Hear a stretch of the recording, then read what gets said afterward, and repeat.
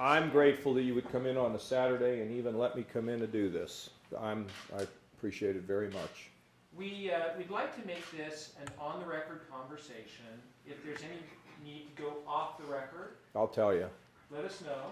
Oh, there's shrimp. We'll keep it as brief as possible that way. Look, whatever you want. We'll roll. Let's go. Okay. Let's roll. So Chris, I think, has a first question here for you. So Governor, Utah has had one of the best economies in the country, low unemployment, terrific growth in the economy. Good demographics. Good demographics. All during this last several years that President Obama has been in the White House. Should President Obama get some of the credit for that growth? I don't think so. I'll tell you why I say it. Clearly, look, I think Utah has just taken advantage of all the assets that it has. And when a state can figure out how to take advantage of assets, it's amazing what can happen. I mean, our state, we were down 350,000 jobs, and my jobs report yesterday was we're up 417,000. But every time that, look, the wind's been at all of our faces from Washington. You need three things to grow, in my opinion. You need common sense regulations, not no regulations, but common sense regulations, lower taxes on business and people, and you need a fiscal responsibility. So when we look at Washington, the regulations are out of control, the taxes are going up on virtually everyone, and the budget is out of control. So you get those things going, and the national economy can grow and can put the wind at your back. But look, if you look at most states are rickety-rockety. Their budgets, they're using smoke and mirrors, but we're fortunate. We're running now a $2 billion surplus, but we've done all the things that I just said. Plus, I tell you, because your people are sophisticated, what we did is I actually privatized economic development. And the way I did it was, well, we did it, is we went to Wall Street, we issued $1.6 billion worth of bonds, and we got a really good price on them. We took what we did is we got the bonds, we bought Ohio's liquor business. And the reason why we got good rates is because most people know when times are good, people drink, and when times are bad, they drink more.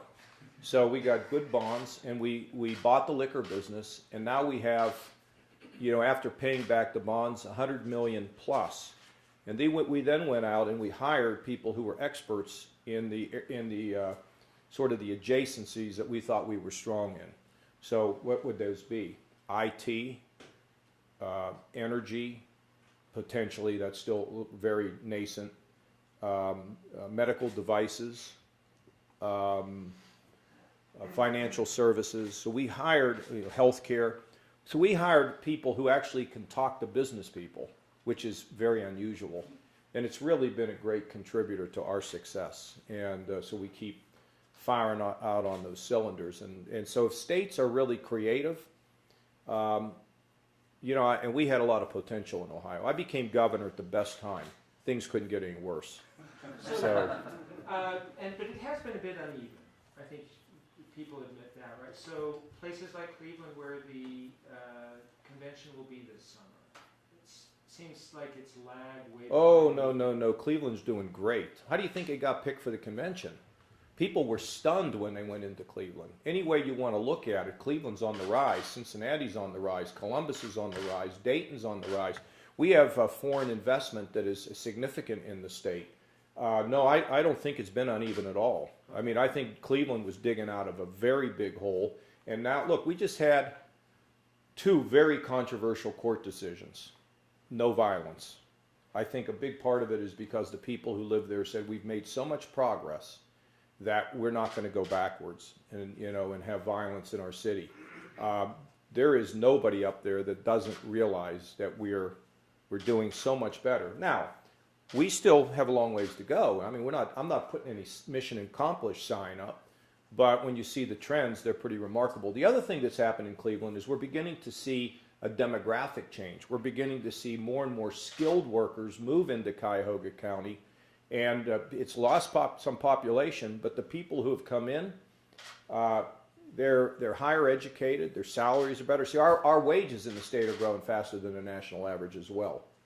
So, look, it doesn't mean that these inner cities aren't tough. I mean, they're tough. Look, I was in your inner city last night. It ain't a box of chocolates either. But we have to work at them. What's happening with Cleveland is there's a lot of people that are moving downtown now. That's that urban rush. Look, the other thing that has been important about Cleveland has been the minority community. And so they're now a lot more hopeful than they were. Look, I can't tell you it's over because it's not over, but I am really happy with what has been happening in that state and in that town. We'll talk about Cleveland a little later in a different context. Okay. But we wanted to also just ask a few questions about religious liberty. You had a very interesting response in the last debate. Yeah, I've had a couple. Yeah, you have. Right. And but how people can get along. And as you may be aware, in Utah, we've worked hard at trying to come to some compromise on some of these issues in terms of balancing religious liberties with LGBT rights. And just be interested in... Yeah, I don't know the details of it, but kind of the way that I felt about this. In the first debate, I said, you know, if you're a cupcake maker and somebody comes in who's gay and wants to buy a cupcake, sell them a cupcake, you know. If you don't, and if you don't approve of whatever the lifestyle is, say a prayer for them. I mean, the next, I think I said in that debate, the minute we won't sell cupcake to a gay guy, what do we not sell cupcake to a divorced guy? So, and then people kind of misinterpreted that, okay? And so in the second debate, I said, look, say you're a photographer, and they want you to be an active participant in a gay wedding. Okay, so the photographer doesn't want to do it. Find another photographer.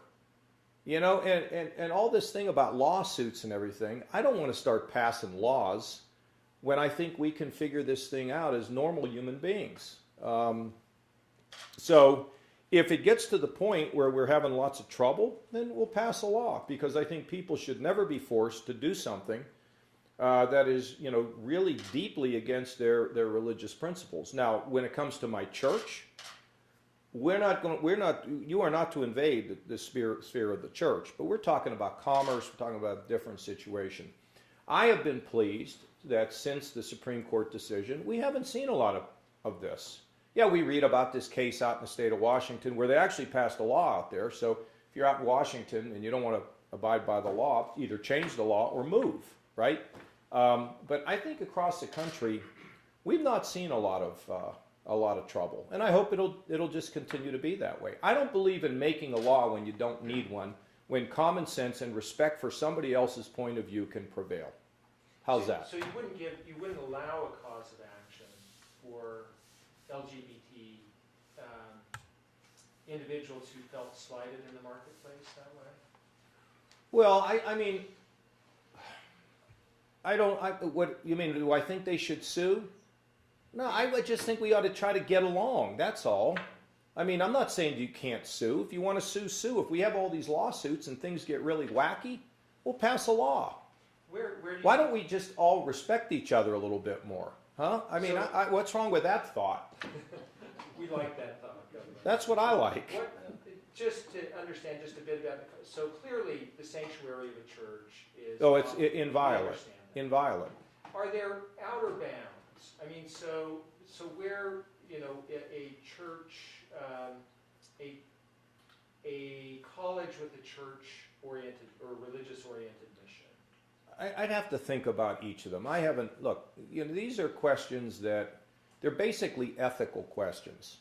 And I'm only a quarter of the way through a St. Augustine's Confession. Let me finish it and then I'll tell you. Okay. Which version are you reading? The original.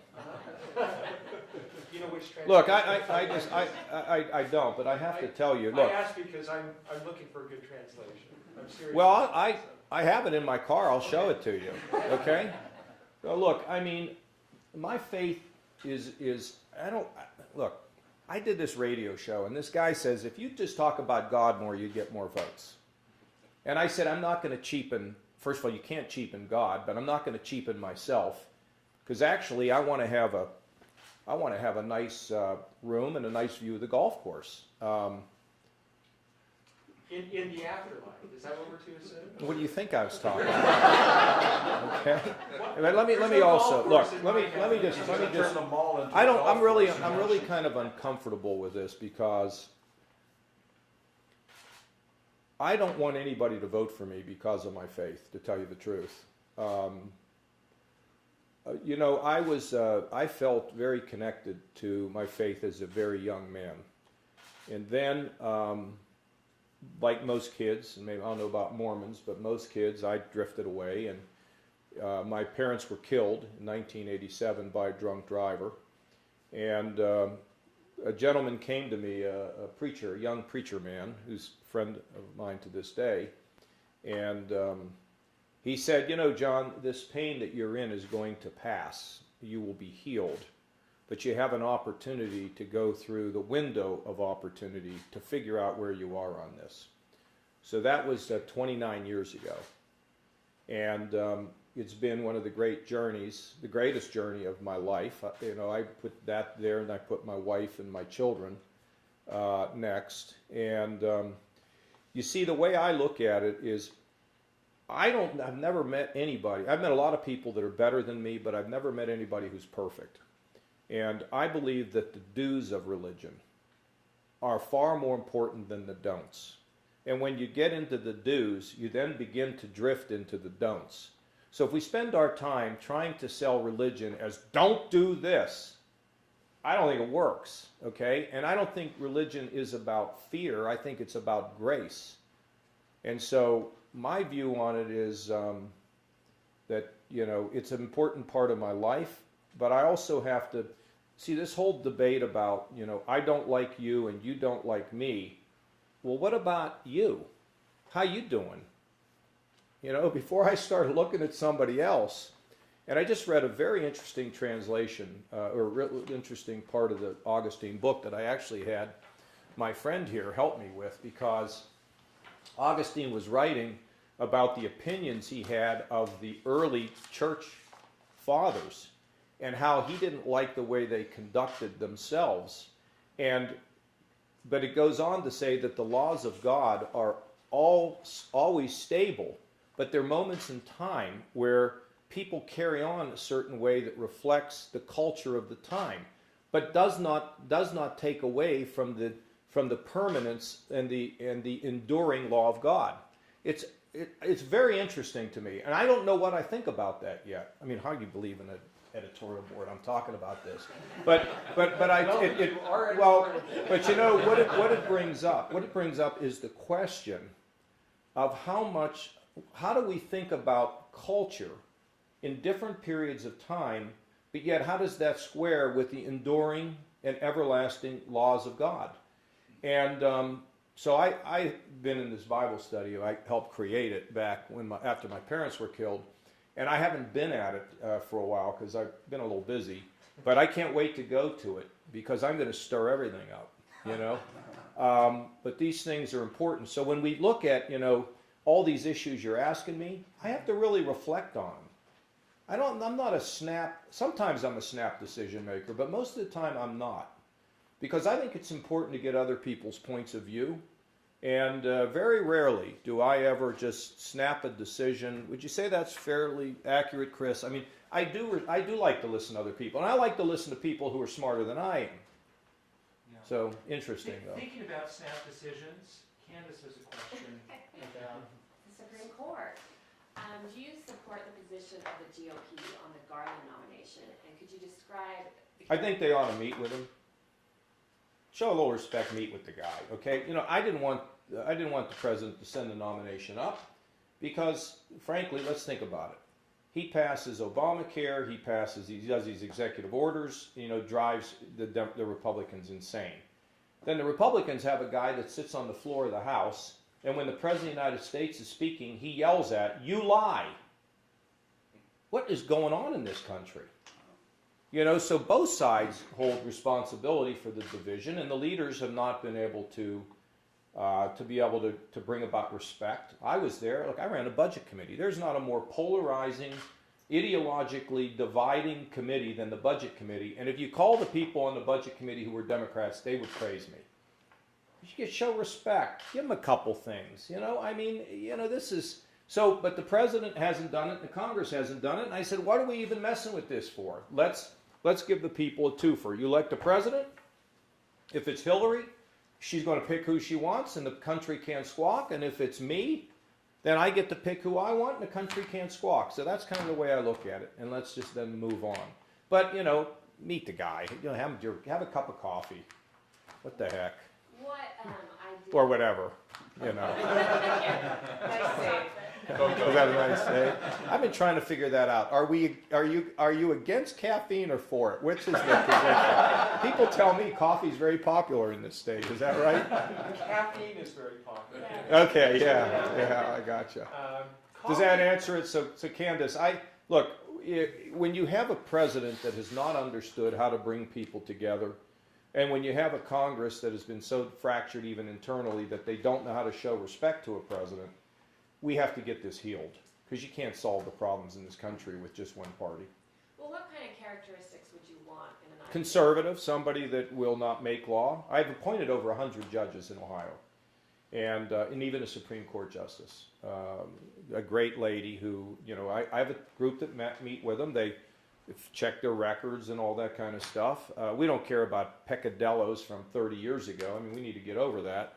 And we pick good people, and we have elections of judges in Ohio. Most of them, I think, have been reelected. And the only thing I try to that I've recently been telling them is, please.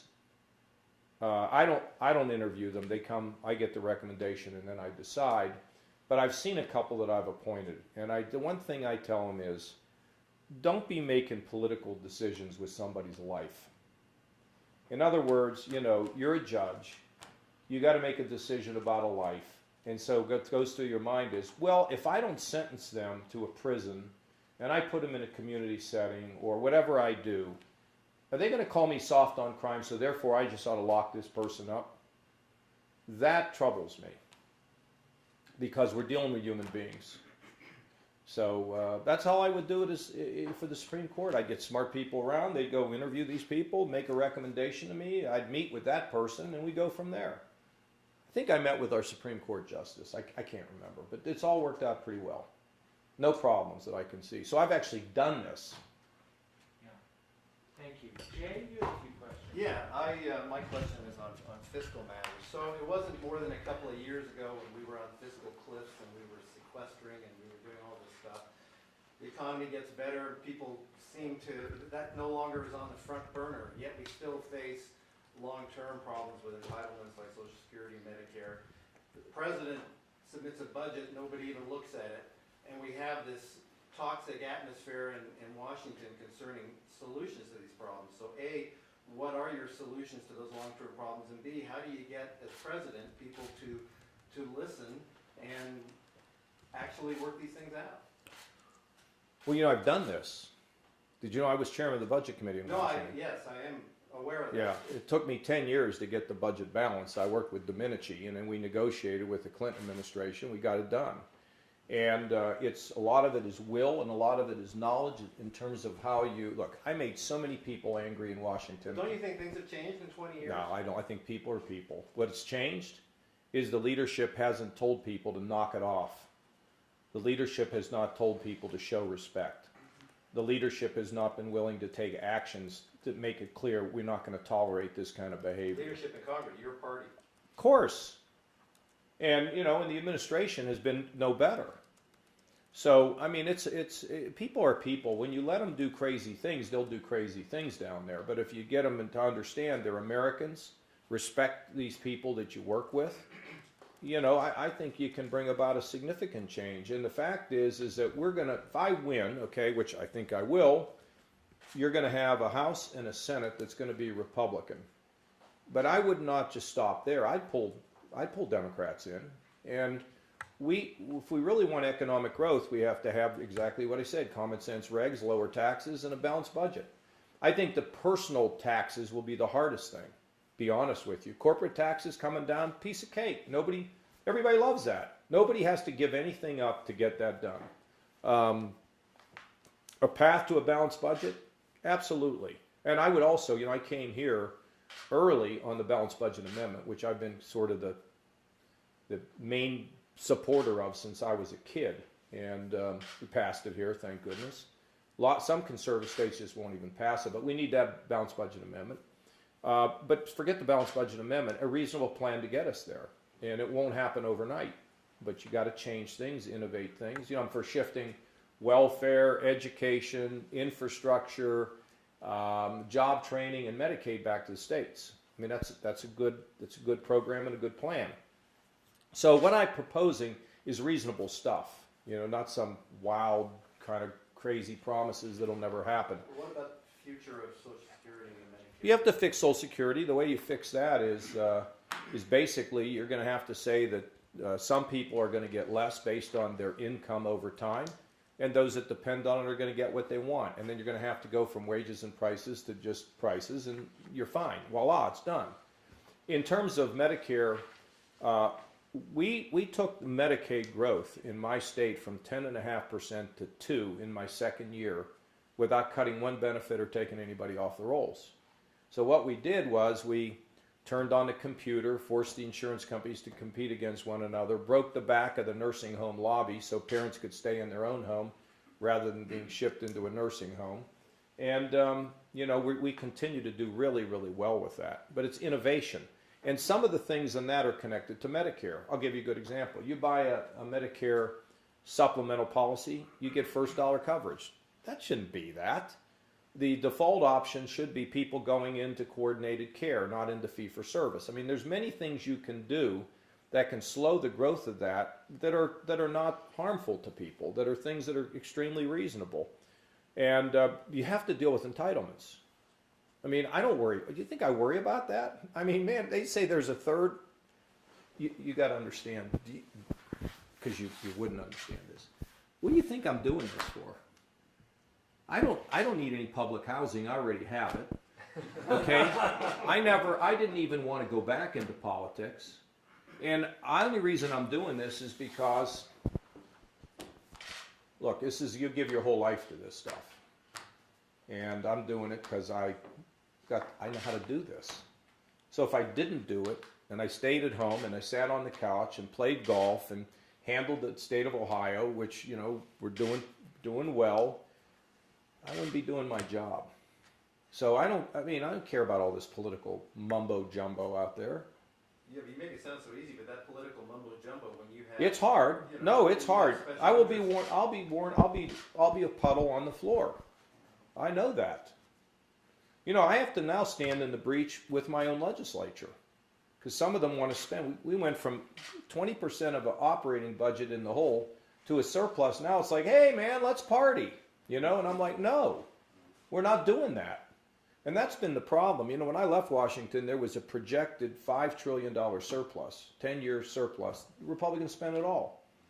But see, the reason why I got so many people aggravated is because I said, you know, no. The way we got the budget balanced, to be honest with you, is that I had a backup plan to write every single committee's program. Oh yeah, I had the Ways and Means, the tax stuff, I had the appropriation stuff. You know how bitter they were? And I said, look, you don't have to do it the way I want to do it, but if you don't do it, I'm going to do it. See, because what they would tell you is, oh yeah, you give me a big number, I'm the appropriations committee, just give me the number and I'll take care of it. And then when the time comes to take care of it, they don't take care of it. So I started writing every single line of the federal budget, my committee. And it drove people nuts. Nuts. So what? So That's why they love me now. That's why they're all falling in behind me. No, I mean, look, you cannot screw around in that town. And you can't fool around in anything in politics. You have to be willing to stick it on the line, and if you don't, get out. okay, you'd be on the executive side now. Who, you know, in your tenure has been an ideal OMB director? Oh, my budget director would probably be my OMB director. Yeah. And Mine, my guy. And you know. Who would be ideal? Well, in the course of who you've worked with, who stands out as like top-notch OMB director? Well, I don't really have a lineup of trading cards of former OMB directors. I don't know. I mean, I'd have Jim Miller. Uh-huh. You remember him? Yep. I like Jim. He was a good guy. I battled with Darman. Darman respected me. Stockman, you know, I don't know what to say about Stockman. He's the first one that got the woodshed. You know, he was the first one that Reagan had to take to the woodshed. I can't. That's good. That's good. Yeah. We. Well, look, I like Rob Portman. He's from my state, and he was budget director. I think he was budget director, wasn't he? And you know, he's a smart, good guy, tough guy, all that kind of stuff. Look, you have to pick a good cabinet and good undersecretaries, because if you don't, you're dead. And they got to understand who you are. And I believe that everybody in the federal government should be moving towards job creation. I don't care who you are. If you're the EPA, if you're the Interior Department, I don't care what it is. What do we do to create a good environment so people can get work? Okay. Doug Wright has a question. Governor, yesterday when we chatted, I mentioned that I really liked your comments after New Hampshire, and you said that you won't take the low road to the highest office in the land. I think some of the lower moments of this entire campaign have so sadly been around immigration. I think things that have, if not been disheartening and even disgusting, almost outright un-American, have happened in that conversation. What would you do regarding immigration? Well, I mean, I voted for the Reagan plan in 1986. The problem was we never got the border done. And I don't know, you know, I'm not so sure that it wasn't the special interests on the border that kept the fence from going up. What are the special interests on the border? Who would profit from being able to have people come in? Think about it, okay? The only reason why I say it is Duncan Hunter, my friend from San Diego, who built the fence out there. I don't want to really tell you about the conversation he had with me, and I'm not trying to be mysterious. You figure it out, okay? I don't want to repeat a conversation because it even involves the president.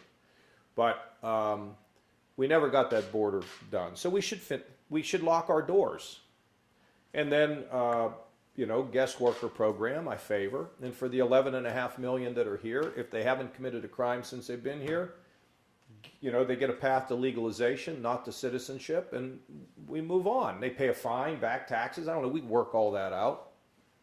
This whole visa program needs to be reviewed. We can't have people just coming in, overstaying. We don't even know who they are. That's not good. But, you know, just protect the country. But I'm pro-immigration. I'm not anti-immigration. I wouldn't be here. What does it say about our country, Governor, when it appears that it's resonating? Some of this bloviation is resonating. I think it's just, you know, the squeaky wheel gets the grease, or those who yell the loudest. The one thing you learn in politics, when you're in it long enough, is just don't listen to those who shout the loudest, because they don't usually represent the massive numbers. I think what I've just said is something I've done. How many town halls have we done? You did 106 in New Hampshire. I'll bet we're over 200 now, maybe somewhere close to it. Have you ever seen one of my town halls? You've seen it, Doug. I don't hide. I get up, I speak for a while, and I said, "Okay, let's take questions." And I answer the questions on immigration. I've never had anybody yell at me about it. So there's a handful, and look, people are frustrated and all that, and they get worked up, and sometimes they yell, you know, but they're not yelling at my stuff. If they did, it wouldn't bother me. I'd listen to them, and I'd say, "Okay, what do you want me to tell you?" Here's what I'd say to them: "You want me to tell you what you want to hear? Or you want me to tell you what's going to happen? Which do you want?" We came so close when Senator Kennedy, Senator Hatch, Senator McCain, George W. Bush, right? 6 years ago, something like that. We came so close, but again, the extremes on both sides did not allow it to happen. How would you corral that? You talk about this leadership, and you know, there's a term in Hollywood, Freudian slip there. There's a term in Washington about the whip. You know, somebody's supposed to be in there and just kind of get. Yeah, that's right. I think the other thing is that, you know, I think that the 2000 election was so, you know, the result was so tough that Bush probably never had a really a good start with the Congress. After 9/11, I'll bet he could have passed it, but we didn't act then. You know what Rahm Emanuel said. You know, never waste a good crisis. I happen to agree with him. Look, I can just tell you, I went through government shutdowns. but we worked it out. And that's where a president has to call somebody down. You gotta call the people at the White House. You sit out on the balcony. You have a drink. It's just the way it works. You take them. I mean, nobody knows how to do that anymore. I've decided that if I win, I'm going to come out of retirement.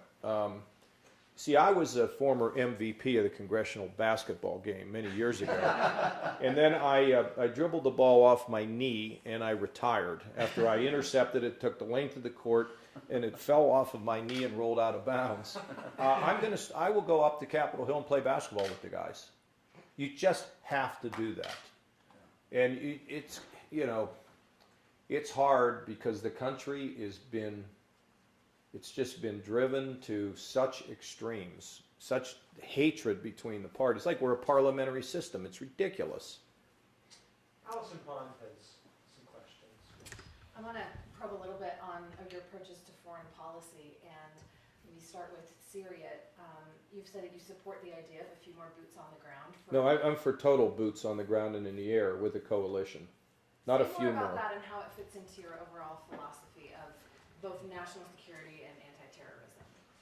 Well, you have to beat ISIS, and you beat ISIS like we beat Saddam in whenever the first Gulf War was. And you get a coalition of the Muslim Arabs, the countries over there. As I say, Muslim Arabs. You get a coalition, Egypt, Saudi, Jordan, Gulf states, and you get with them. You get with the Europeans, and you get the Japanese, perhaps. I mean, you get whoever. I don't know if the Japanese would do anything, but I mean, they could do some logistical things. I don't know. The world, the normal world, the civilized world, can all participate in one way or another to support an effort to destroy ISIS. Now, if you take the first Gulf War was a great win. And I remember when the military was driving towards Baghdad and they stopped. And people said, well, Bush didn't finish the job. We most certainly did. Because, going into Baghdad, you're in the middle of a civil war then. I mean, the Sunni, the Shia, and the Kurds, really, it's a Western, a Western assimilation after World War I where nothing fit together. Let's take Syria, okay? I would not involve myself in a civil war to topple Assad. I would support the rebels, for sure, but I would not directly involve the U.S. I don't believe in us getting in the middle of civil wars. Look what happened when we started messing around in Libya, and we dumped Gaddafi out, okay? We dumped Gaddafi out, and look what we have now. Now we got to go bomb because ISIS has spread to 6 or 7 cities in Libya. I was against U.S. involvement in Lebanon, where our Marines were blown up and we left. I voted against Reagan on that. I mean, I was like 30 years old. I've never believed in civil wars, that we should be in the middle of them. We can help people, but not directly intervene. I'm very troubled by Afghanistan. I think that I don't want to say too much about it because, I actually think I'm going to be president. As much as you may think, what is he talking about? I think I will. But I can tell you I'm very troubled by the continuing Afghan involvement. In my mind, I have an idea about what I would do, but I'm not going to say it right now because anytime you talk about deadlines or timelines, you're making a mistake. I would just tell you that I don't like what we're doing there.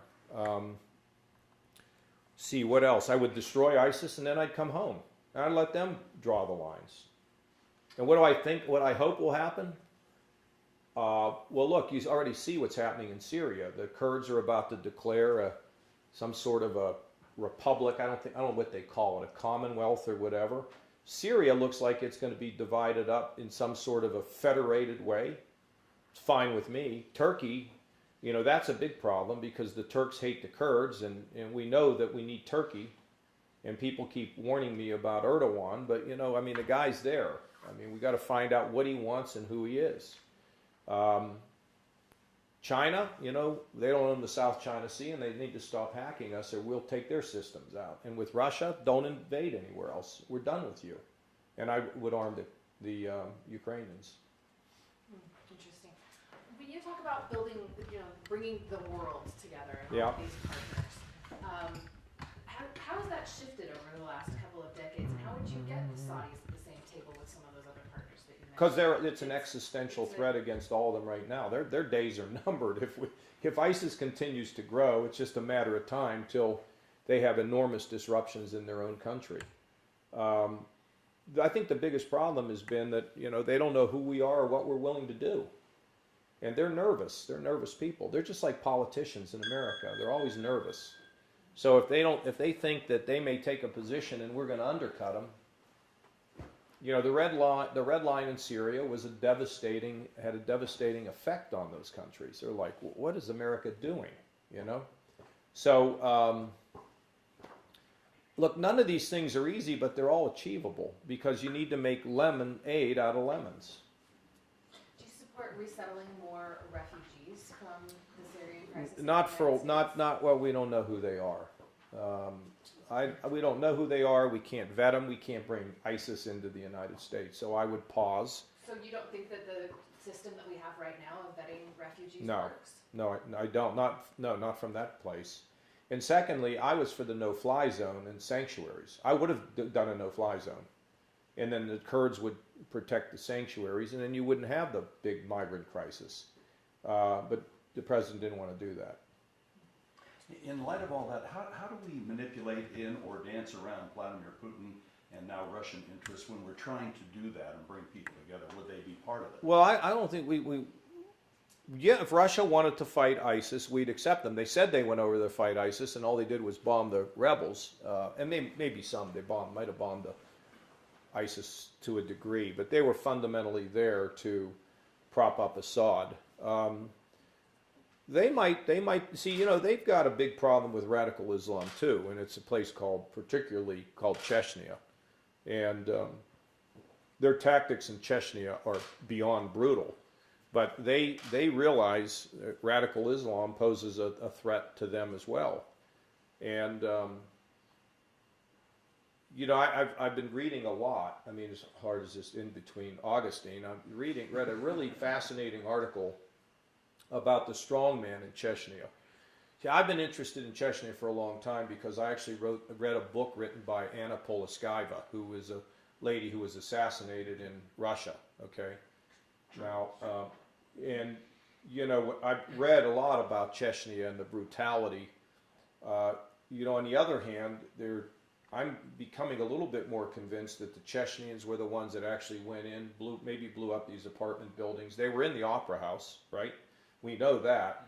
I mean, so is Russia, do they ignore this threat of Islamic extremism? I don't think so. But with Putin, he needs to understand you're not going into these NATO countries. Forget about it. Because he'll start a war with us if I'm president. Be clear with him.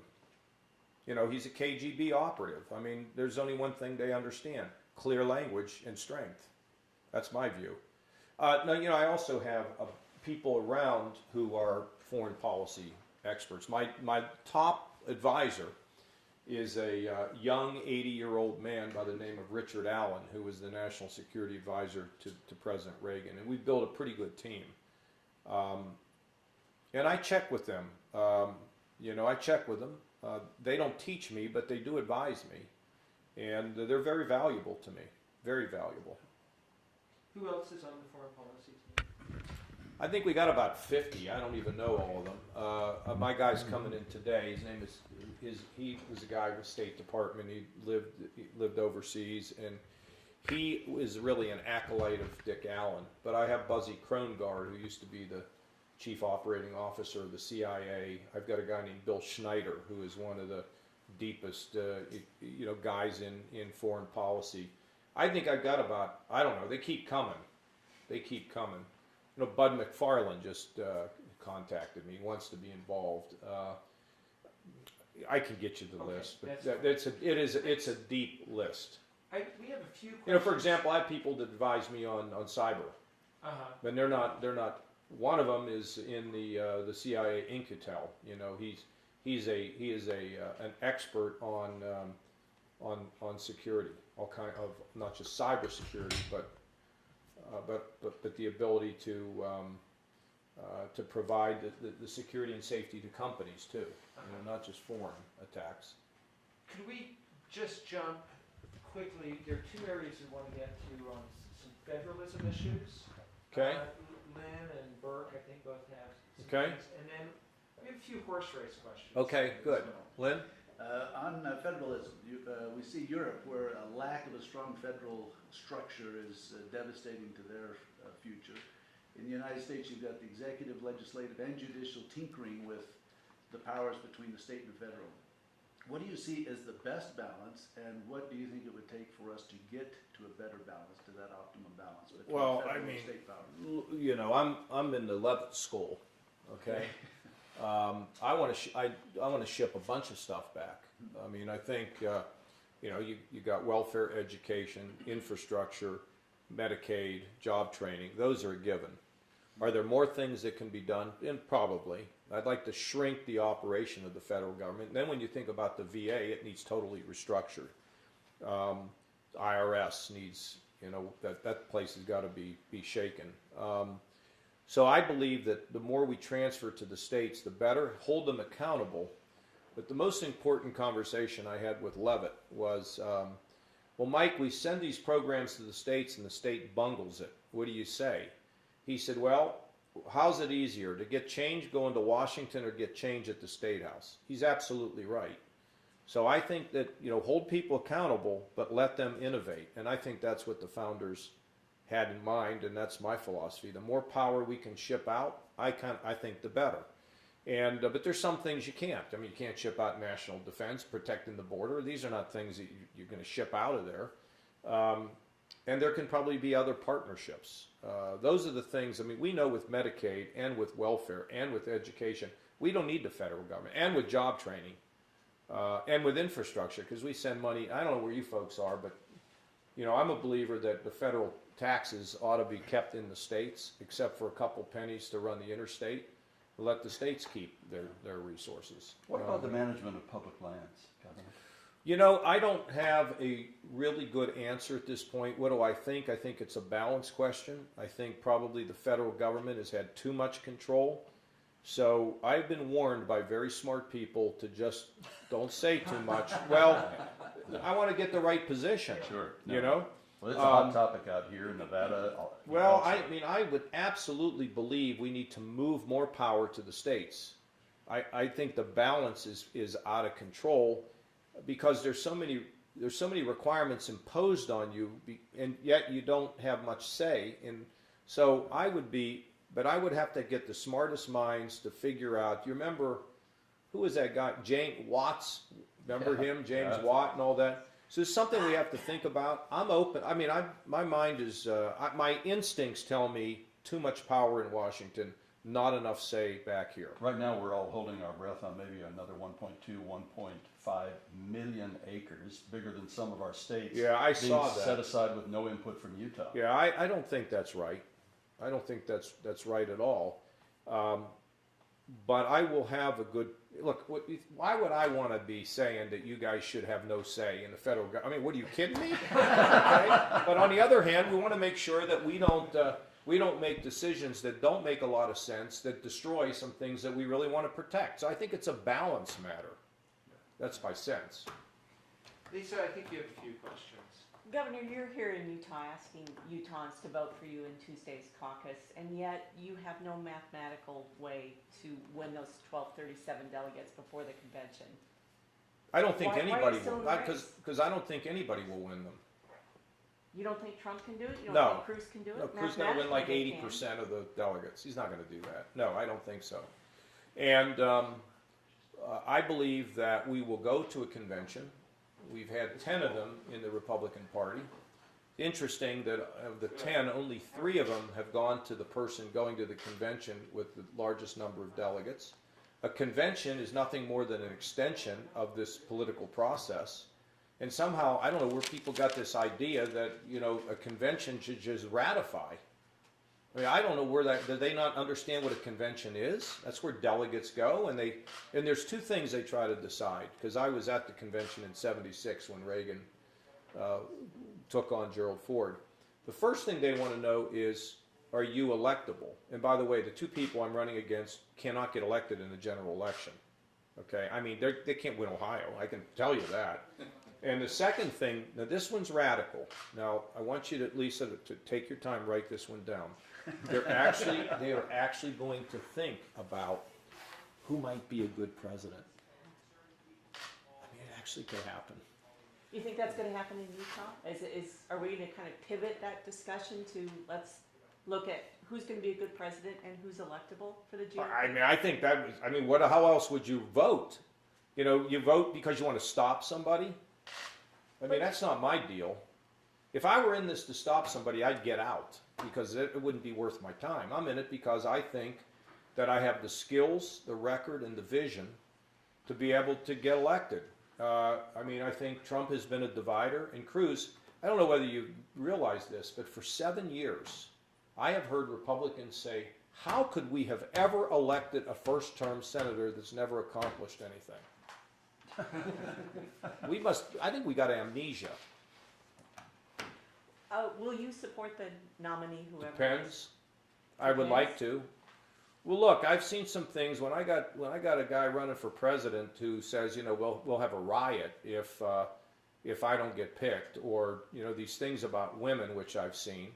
I'm very disturbed by it. I'm not willing to say any more beyond the fact that I'm disturbed by what I see. But we'll see. There's still time to go. Time for people to clean up their act. We'll see. What do you say, though, to the millions of voters out there who have supported that guy who's talked about Yeah. riots, talked about women, talked about just about everyone? Mm-hmm. They voted for him already. Not So? in Ohio, but across the country. Yeah. And if there's a brokered convention and he doesn't get the nomination, what do you say to all those people? Well, you know, one of my daughters said to me, Daddy, I made an 86, and I got better than everybody else, so I should get an A. I said, well, what is the score for an A? 90? He said, well, isn't that interesting? I mean, we have rules. We have a convention that has rules. You have to get a certain number of delegates. If you get it, you win. If you don't get it, you don't win. Then you go to a convention and you try to win. So for the people that voted for him, God bless them. I mean, a lot of them, you know, if they get to know me, they'll vote for me. A lot of Trump voters like me, you know. So, and that's why you don't want to talk about riots, because a leader does the best they can do, and if they win, they win. You know, when Karl Malone and John Stockton, played in the finals. Hell, they never won a title, but they didn't say the fans ought to riot. They said we'll live with the result. We thought about it. You know what's interesting? You know, I just thought about it this morning. When I got done with doing my network interviews this morning. I was on a treadmill and I was running, and I was thinking, do you realize that in most sports, the coaches are not allowed to complain? The players are not allowed to complain. If you complain, you get fined. Did you know that? Maybe we ought to have that rule in politics. But, you know, look, I want to support the Republican nominee, but, you know, I'm disturbed. Governor, I don't know, around this table, I might be the only guy that has actually attended the Donald Trump rally outside no. of Utah. I was there last night. Okay, but outside of Utah. Christian was nearly trampled last night. And as a matter of fact, I looked at those people there, and they were the kind of folks that would live down the street, probably give you the shirt off their back. They don't understand what the hell's happened to them. They don't understand why they're not making the money they used to. They don't understand why the jobs are they don't understand why their kids aren't having the opportunities. They're seeing a bleaker future. And honestly, when I walked out of the Trump rally in Council Bluffs, and I remember I was disheartened by a lot of what I heard, but I looked at those people and I thought, holy cow, what do we do for these folks? And does Donald Trump even care about these folks? Crossed my mind, to tell you the truth. But they were disheartened, they were down, and I thought, this isn't what our country's about. And what do we do for those folks? And do you believe that Donald Trump, that's his base, that's who he's got, that's who would forgive him? Where did you go? Council Bluffs. No, where did you see me? No, it was in New Hampshire. It was just in New Hampshire. We made the rounds. Okay, you haven't seen me in Utah to town hall. No, I haven't seen you in Utah. Although I did hear the comments last night yesterday afternoon on the radio. Well, my rallies, my town halls give people hope. Yeah. They don't leave them depressed. But I speak to their problems. This is why the Trump voters, I could get along with Trump voters. You said it exactly right. What you said is exactly what's in the mind of the American public today. And what can we do for them? We can fix this economy and get them jobs. When I was chairman of the budget committee, when we balanced the budget, there wasn't any discussion about wages, or we were just booming. And in my state, people are upbeat in my state. You see what my approval rating is? Okay, I mean, this is because people feel hopeful. I haven't solved all of it. Look, first of all, it's not just me, it's the people around me. They're smarter than I am, and I'm so glad they're there. But people are more hopeful. So I think the answer is to acknowledge, absolutely. That's why I wouldn't go negative on him, because he's touched into something that's real.